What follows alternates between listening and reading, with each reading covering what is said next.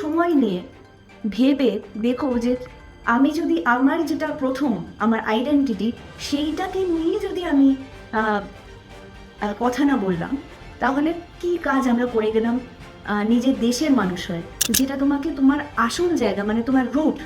ধরো তোমার বাবা মা, তোমার বাবা মা তোমাকে যে শিক্ষাটা দেবে, যে জায়গাটা দেবে, সেটার মধ্যে কোনো খাদ নেই, সেটা সোনার মতো পিওর। তো সেই জায়গা থেকে নিজের ভূমির কথার থেকে অন্য কারোর কথা শুনো না। কোনো সোশ্যাল মিডিয়াতে ঝড় তোলার মতো কোনো প্রস্তাব, সেগুলোতে কান দিও না, তাহলে দেখবে সব কিছু ঠিক হবে। তো আমরা যদি এই যে পদ্ধতি মানে যেখান থেকে আমরা আরও ভালো রকমভাবে শিল্পকলাকে ভেতর থেকে দাঁড় করাতে পারি, সেই যে নিয়মগুলো, সেই নিয়মগুলো পালন করে যদি চলতে পারি এবং সঠিক লোককে সেই জায়গায় বসাই যেখানে তারা নিয়মগুলোকে দায়িত্ব নিয়ে দেখবে যে সে নিয়ম পালন হচ্ছে।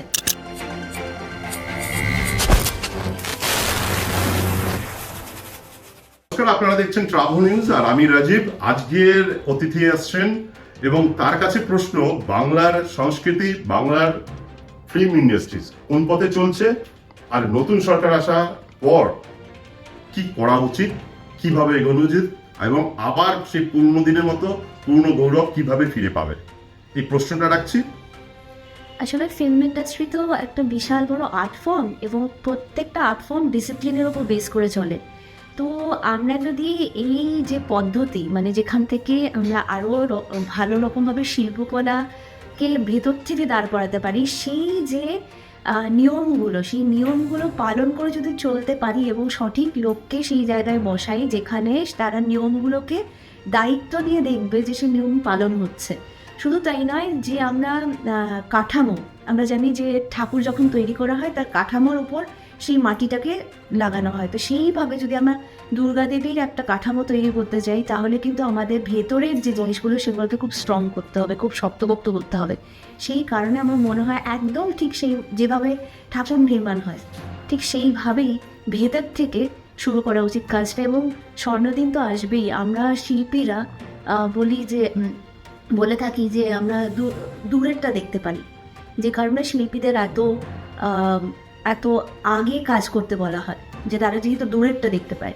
তো সেই দূরের দেখার কাজটাই যদি আমরা না করলাম তাহলে তো ভুল কাজ করছি। আমার মনে হয় যারা শিল্পী তারা শিল্পের কাজ করবে, তাহলেই কিন্তু আমাদের সঠিক জিনিসটা সঠিক জায়গায় পড়বে। এবং যারা যারা সত্যি গুণী মানুষ, তাদের যে গুণের এত বছরের অধ্যাবসার যে তারা যে শিখেছেন, সেই শিক্ষাটাকে আমাদেরকে নিতে হবে, সেই শিক্ষাটা আমাদের বুঝতে হবে এবং শুনতে হবে। আমরা শুনতে ভুলে গেছি। আমার মনে হয় যারা সিনিয়র, যারা গুরুজন, তাদের কাছ থেকে শুনতে হবে, তাদের কাছ থেকে শিখতে হবে এবং সেই শিক্ষাটাকে প্রয়োগ করতে হবে। এইটা যদি আমরা কিছুদিন ধরে একেবারে আমরাই কজন মানে আমরা যারা যারা এখন রয়েছি এবং আমরা যারা যারা সত্যি চাই যে বাংলার ভালো হোক, তারা যদি এগিয়ে আসি তাহলে দেখবেন সেই ম্যাজিক কিন্তু ঘটবে। আমি আমার বাবাকে চিরকাল দেখেছি সেই ম্যাজিক ঘটাতে, এবং পশ্চিমবঙ্গের নাম, বাঙালিদের নাম, ভারতবর্ষের নাম উনি পৃথিবীর মানচিত্রে এত সুন্দরভাবে তুলে ধরেছেন। তো সেই জিনিস ছোটবেলা থেকে দেখেছি। আমার খুব বিশ্বাস যে সেই ম্যাজিক আমরা পারবো। মৌবনী সরকার, আপনারা যারা কথা বলছেন, উনি এক বিখ্যাত, তার পিতা জুনিয়র পিসি সরকার, তার তো পরিচয় রয়েছেই, কিন্তু ওনারও একটা পরিচয় তৈরি হচ্ছে। আমার দ্বিতীয় প্রশ্ন, 14 বছর বেশি মানে 15 বছর একটা সিন্ডিকেটের রাজ চলছিল টলিউডে। লোকে বলাবলি করছে একটা বিশ্বাস সিন্ডিকেট চলে যাওয়ার পর আর একটা সিন্ডিকেট আসছে। আপনার কি মনে হয়? আমার মনে হয় যখন একটা খুব বাজে নিয়ম ভাঙে তখন একটা সময় চলে অরাজকতার, এবং আস্তে আস্তে সেই বাজে নিয়মটা কাটতেও কিছুটা সময় লাগে। আমার মনে হয় আমরা সবাই মানুষ এবং একে অপরের প্রতি একটুখানি মানে কি বলবো, সিম্পাথি বা এমপ্যাথি যেটা বলা হয়, এইভাবেই বলছি কারণ তাহলে সবাই বুঝতে পারবেন যারা জেন জি, যারা তোমরা ওইদিকে দেখছো, তোমাদের কি বলছি যে তোমরা তো ভবিষ্যৎ। এমন কোনো জিনিস করে বসো না যেটা তোমাকে তোমার আসল জায়গা মানে তোমার রুট। ধরো তোমার বাবা মা, তোমার বাবা মা তোমাকে যে শিক্ষাটা দেবে, যে জায়গাটা দেবে, সেটার মধ্যে কোনো খাদ নেই, সেটা সোনার মতো পিওর। তো সেই জায়গা থেকে নিজের ভূমির কথার থেকে অন্য কারোর কথা শুনো না। কোনো সোশ্যাল মিডিয়াতে ঝড় তোলার মতো কোনো প্রস্তাব, সেগুলোতে কান দিও না।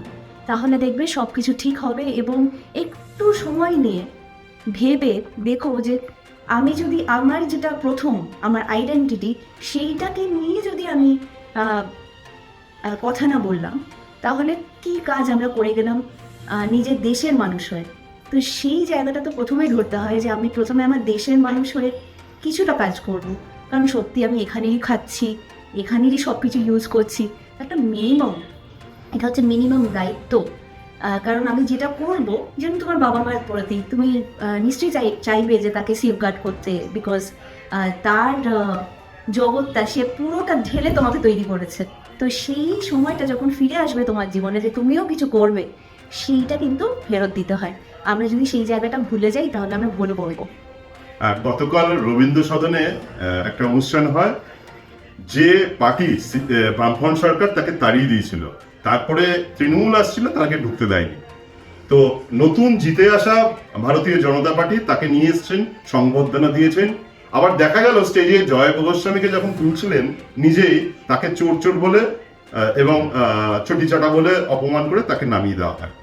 তো আমার প্রশ্ন, এই তসমিয়া নাসরিনকে নিয়ে আসা, এটা কি ঠিক হলো? বা জয় গোস্বামীর সঙ্গে যে ব্যবহারটা হলো, এটা কি ঠিক হলো? আমার যেটা মনে হয় মানে একটু গুছিয়ে বলি, তাহলে জিনিসটা লোকে বুঝতে পারবে। যে কোনো ভালো কাজের ভালো এন্ড রেজাল্ট হয়। আজকে আমরা যদি ভালোভাবে কিছু করি, কোনো মানুষকে যদি আমরা খুব সুন্দরভাবে অতিথি আপ্যায়ন করি, তাহলে এটা কিন্তু আমাদের নিজস্ব পরিচয়। ধরুন আমাদের বাড়িতে কেউ এলো এবং তাকে আমরা ভীষণ অপমান করে তাড়িয়ে দিলাম, তার কোনো কারণ নেই, কিন্তু করলাম সেটা, এটা তো কোনো মানে হয় না। কারণ আমরা যেটা সেটা তখন ধরা ফেলবে। এবং যে কোনো জায়গাকে শুধরে নেওয়ার মতো ক্ষমতা ভারতবর্ষের আছে, এবং সেটা যুগ যুগান্তর ধরে করে দেখিয়েছে, নতুনভাবে এটা বলার নয়, হিস্ট্রি তাই বলছে। তো সেই জায়গার থেকে আমরা যদি কোনো ভুল ত্রুটি দেখি এবং কোনো অন্য মানুষকে অতিথি আপ্যায়ন করি, এটা আমাদের কর্তব্যের মধ্যে পড়ে, আমাদের ধর্মের মধ্যে পড়ে যে আমরা যেটা ভুল সেটা সংশোধন করব। এবং এই যে ভীষণ বিস্ফোরণ বা ভীষণ অপমান করা একে অপরকে, আমার মনে হয় এই পরিবেশটাকে একটুখানি পাল্টাতে হবে, একটু বেশি হচ্ছে জানেন। জুনিয়র পিসি সরকারের আপনি মেয়ে, তো উত্তরস্বরী হিসাবে আপনি জাদুতে কেন আসলেন না, বাবার পেশাতে কেন আসলেন? দেখুন, আমার বড়দি মানিকা সরকার, উনি ম্যাজিশিয়ান, প্রফেশনাল ম্যাজিশিয়ান, এবং আমার ছোট বোন মুমতাজ, ও কিন্তু অভিনয় করছে। বাবার কথা অনুযায়ী আমরা কিন্তু তারই শিক্ষায় শিক্ষিত। তো বাবা বলেছেন যে কোনো মানুষ যদি কোনো শিল্পকলায় একেবারে চূড়ায় পৌঁছে যান, উনি কিন্তু ম্যাজিশিয়ানই হন। তো আমি চাইছি রূপরি পর্দার জাদুকরি হতে। রাজনীতি, এই যে সবাই বলে রাজনীতি খুব খারাপ, নতুন জেনারেশন বলে করাপ্টেড, তো আপনাকে যদি রাজনীতিতে বলা হয় আসার জন্য, আপনি কি আসবেন? সমাজ সংস্কার করবেন? দেখুন, সমাজ সংস্কার করাটা সবার উচিত। সে রাজনীতিতে এলেও করা উচিত, এমনিতেও করা উচিত। অন্যায়ের প্রশ্রয় দেওয়া উচিত নয়। আমরা যদি ভাবি যে 3-4টে সিঁড়ি লাফিয়ে লাফিয়ে বড় হয়ে যাব যদি আমি পলিটিক্সে না আসি, এবং যদি আমি এমনি একটা মানুষ হই এবং আমার জীবনটা করাপ্ট হয়, তাহলেও আমার চলবে। করাপশন কখনো চলে না, এটা সত্যি কথা। যে করাপশনের হাত ধরে, লাজ ধরে, নাক ধরে, ঘাড় ধরে যে কজন এগিয়েছে, তারা কিন্তু কোনো না কোনো সময়কে মুখ থুবড়ে পড়েছে, আমরা চোখের সামনে দেখেছি।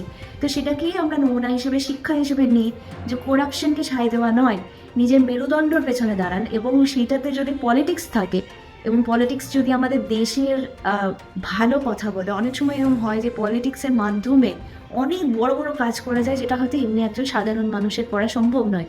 তো আমার পক্ষে যদি সেই কাজটা করার মানে যোগ্যতা থাকে, তাহলে যারা আছেন তারা ভাববেন, তারা বিশ্লেষণ করবেন, কারণ তারা কিন্তু গুণী মানুষ। আমার এই যে স্টেট ক্রাফট, আমরা দূর থেকে বলে যে উনি তো কাজ করছেন না, উনি তো কিছু করেন, সমালোচনা।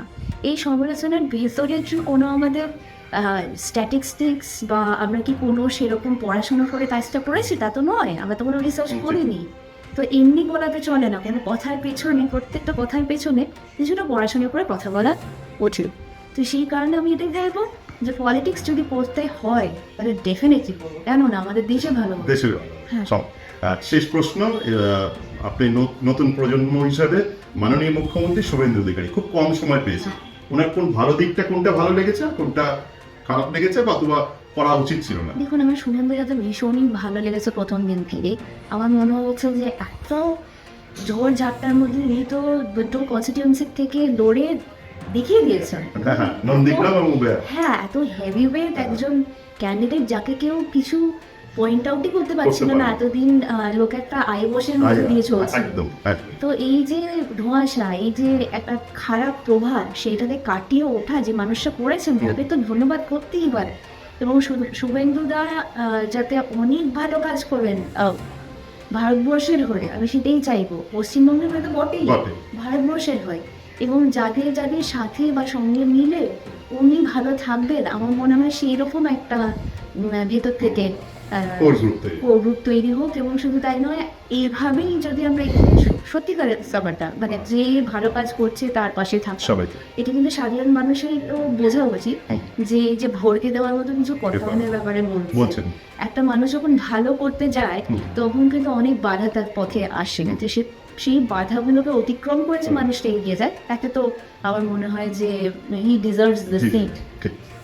শেষ বার্তা ইয়াং জেনারেশনকে আপনার তরফ থেকে আচ্ছা, শেষ বার্তাটা দিন। নমস্কার, আমি অভিনেত্রী মৌবনী সরকার এবং আমার বাবা পিসি সরকার জুনিয়র। তাই জন্য সেই ম্যাজিকের ছোঁয়ায় অফকোর্স একটা কথাই বলতে হয় যে আমি রূপলি পর্দা জাদুকরি হতে চাই। আর এখন যদি তোমাদের মানে জেন জির সাথে কথা বলতে হয় বা যারা ওইদিকে রয়েছে তাদের সাথে কথা বলতে হয়, তাহলে আমি এটাই বলবো যে সুস্থ পরিবেশ এবং একটা পড়াশুনো ভালোবাসা পরিবেশ ভেতর থেকে নিজেরাই সৃষ্টি করো। দেখবে যারা পড়াশুনো করতে ভালোবাসে তাদের পরিবেশটা কিন্তু খুব সুন্দর হয়ে ওঠে, মানে লক্ষ্মী সরস্বতী একসাথে সেই পরিবেশে বাস করতে পারে।